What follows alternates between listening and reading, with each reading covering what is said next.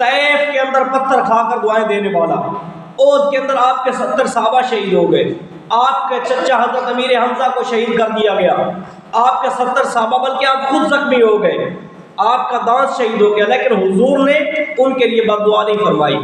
इन्नल्लाह व मलाइकतहु युसल्लूना अलन नबी या अय्युहल्लज़ीना आमनू सल्लु अलैहि व सल्लिमू तस्लीमा। सदक़ल्लाहुल अज़ीम। सलाम ने जिंदगी भर किसी से बदला नहीं ली, जिंदगी भर किसी के लिए जिंदगी भर बद्दुआ नहीं की। तैफ का आपने सफ़र किया, जो तैफ वाले थे हुजूर तो इस मकसद के लिए और इस तड़प के अंदर वहाँ पर पहुँचे थे कि ये लोग भी ईमान लेके आ जाए, लेकिन वो आपको क्या कह रहे थे, वो आपसे कह रहे थे कि अल्लाह ने आपको नबी बना के भेजना था, माज़अल्लाह ऐसी बातें कर रहे थे। उन्होंने हुजूर को पत्थर मारे, 3 मील तक हुजूर पत्थर खाते हुए जा रहे थे। आपके साथ आपके मुंह बोले बेटे हजरत ज़ैद बिन हारिस आपके साथ थे। जो पत्थर आता हजरत ज़ैद बिन हारिस अपने सर पे ले लेते, अपने सीने पे ले लेते, अपने जिस्म पे ले लेते थे। जो भी पत्थर आता, हजरत ज़ैद बिन हारिसा जख्मी हो गए। उसके बाद हुजूर अलैहिस्सलातु वस्सलाम की बारी आ गई और हुजूर अलैहिस्सलातु वस्सलाम एक दुश्मन जो आपका जानी दुश्मन था, काफिरों की तरफ से बदर के अंदर, उसके हाथ के अंदर काफिरों का झंडा था, उसका नाम था उतबा। हुजूर उसके बाग के अंदर पनाह लेने पर मजबूर हो गए। बदर का झंडा जिसके हाथ के अंदर था काफिरों की तरफ से, हुजूर उसके बाग के अंदर पनाह लेने पर मजबूर हो गए, बेहोश होकर गिर गए। जब उतबा ने आपकी हालत को देखा तो उसकी आंखों से आंसू आ गए। उतबा कहने लगा, एक प्लेट के अंदर अंगूर सजाए और अपने गुलाम से कहा कि ये जो अंगूर हैं वो मोहम्मद बिन अब्दुल्ला पड़ा है, उससे दे के आओ। गुलाम जब वहाँ पर पहुँचा और उसने हुजूर अलैहिस्सलातु वस्सलाम की हालत को देखा और आपको अंगूर पेश किए, तो हुजूर ने उस गुलाम से पूछा, आप कहाँ के रहने वाले हैं? उसने कहा, जी मैं फलां इलाके का रहने वाला। हुजूर ने फरमाया, हाँ तो मेरे भाई यूनुस के इलाके के रहने वाले। यूनुस अलैहिस्सलातु वस्सलाम वो भी नबी थे। तो जब हुजूर ने ये बात की ना, तो वो गुलाम जो था वो कहने लगा कि आप उनको कैसे जानते हैं? तो हुजूर ने फरमाया, वो भी नबी थे, मैं भी अल्लाह का रसूल, मैं भी नबी। तो हुजूर का जो जूता था खून से लहूलुहान हो गया। तो हुजूर ने तैफ वालों के लिए बात दुआ नहीं की, फरिश्ता फौरन नाज़िल हो गया, या रसूलल्लाह अगर आप चाहते हैं तो इन लोगों को पीस कर सुरमा बना देंगे। हुजूर ने फरमाया, नहीं, ये लोग मुझे जानते नहीं हैं, ये लोग मुझे पहचानते नहीं हैं, ये ईमान लेके नहीं आए तो इनकी नस्ल ईमान लेके आए। तो हुजूर की मैं बात कर रहा हूँ, कभी आपने किसी के लिए बद्दुआ नहीं फरमाई, लेकिन एक मौके पर हुजूर ने भी हज़रत जिब्रील की बद्दुआ पर आमीन फरमाया। ये हदीस से मुबारक मैं आपको सुनाना चाहता था, इसकी वजह से मैंने आप हज़रात के सामने एक वाक़या अर्ज़ कर दिया। हुजूर ने बड़ी मशहूर हदीस मुबारक है, रमज़ान मुबारक के अंदर अक्सर फ़ज़ाइल अमाल के अंदर ये सुनाई जाती है। हुजूर ने पहली सीढ़ी, मिंबर की पहली सीढ़ी पर ना कदम रखा तो आपने फरमाया आमीन। दूसरी सीढ़ी पर कदम रखा तो फिर आपने फरमाया आमीन। तीसरी सीढ़ी पर हुजूर ने कदम रखा तो फिर फरमाया आमीन।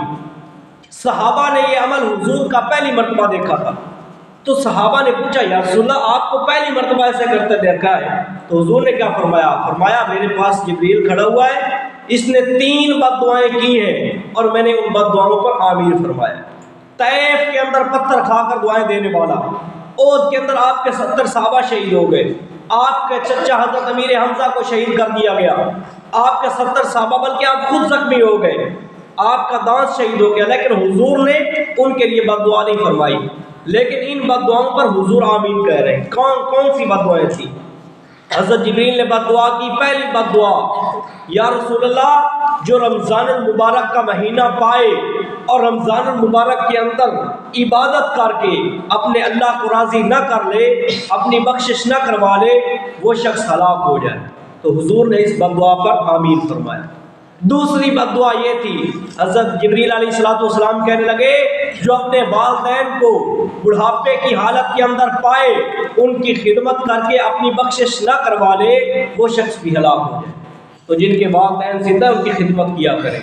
तो हुजूर ने फरमाया, जो सुबह सवेरे उठे वालिदैन की खिदमत नहीं, सिर्फ ज़ियारत कर ले। खिदमत तो बहुत ऊंचा दर्जा है ना, सिर्फ ज़ियारत कर ले, प्यार मोहब्बत के साथ एक नज़र भर के देख ले, तो हुजूर फरमा रहे अल्लाह ताला उसे हज और उम्रे का सवाब अता फरमा देते। ये वालिदैन की इज्जत और कदर और शान है वालिदैन की। तीसरी बद्दुआ क्या थी? हज़रत जिब्रील कहने लगे या रसूल अल्लाह, जब आपका नाम आए, इसमें गिरामी आए मोहम्मद सल्लल्लाहु अलैहि वसल्लम, जो आप पर दुरूद ना पढ़े वो शख्स भी हलाक हो जाए। तो दुरूद शरीफ हुजूर पर कसरत के साथ पढ़ा करें। अगर आप एक बार दुरूद पढ़ेंगे अल्लाह ताला आप पर 10 मरतबा रहमत फरमाएगा। दुरूद शरीफ के बहुत फ़वाइद है, मैंने आयत मुबारका भी दुरूद शरीफ के हवाले से पढ़ी है।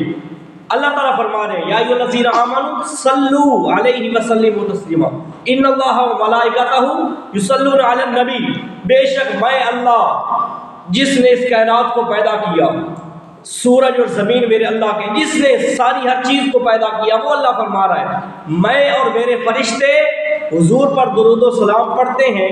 या अय्युहल्लज़ीना आमनू, ए ईमान वालो, सल्लू अलैहि व सल्लिमू तस्लीमा, तुम भी मेरे महबूब पर दुरूद पढ़ो। अल्लाह फरमा रहे हैं दुरूद शरीफ का सबसे बड़ा फ़ायदा देखिए, हुजूर ने फरमाया, बल्कि उलमा किराम लिखते हैं जो कसरत के साथ दुरूद पाक पढ़ता है, मरने से पहले पहले अल्लाह ताला उसे हुजूर का ख्वाब के अंदर दीदार नसीब करवा दे। ख्वाब के अंदर उसे हुजूर की ज़ियारत होती है। और दुरूद शरीफ का दूसरा फ़ायदा, जो दुरूद शरीफ कसरत के साथ पढ़ता है, अल्लाह ताला उसे मरने से पहले पहले मदीना मुनव्वरा की हाज़िरी नसीब फरमा देते हैं। और दुरूद शरीफ का हुजूर अलैहिस्सलाम ने फरमाया आखिरत के अंदर जो फ़ायदा पहुँचेगा, एक आदमी उसके गुनाह ज़्यादा होंगे, नेकियां कम होगी, तो वो बेचारा परेशान होगा। अब उसके अमाल तराजू पर तोले जा रहे हैं, तो हुजूर फरमाते मैं तराजू के पास खड़ा होऊंगा, मैं जेब से एक पर्ची निकालूंगा और जो गुनाहों वाला पलड़ा है उसके अंदर रख दूंगा, नेकियों का जो पलड़ा है उसके अंदर रख दूंगा, तो वो उसका नेकियों वाला जो पलड़ा है वो झुक जाएगा, नेकियां ज़्यादा हो जाएंगी, गुनाह कम हो जाएंगे। तो वो बंदा पूछेगा कि या रसूलल्लाह इस पर्ची पर क्या लिखा हुआ था? तो हुजूर फरमाएंगे इस पर्ची पर वो दुरूद लिखा हुआ है जो दुनिया के अंदर तू मुझ पर पढ़ा करता था, आज दुरूद शरीफ की बरकत से अल्लाह ताला ने तेरी बख्शिश फरमा। तो दुरूद शरीफ कसरत के साथ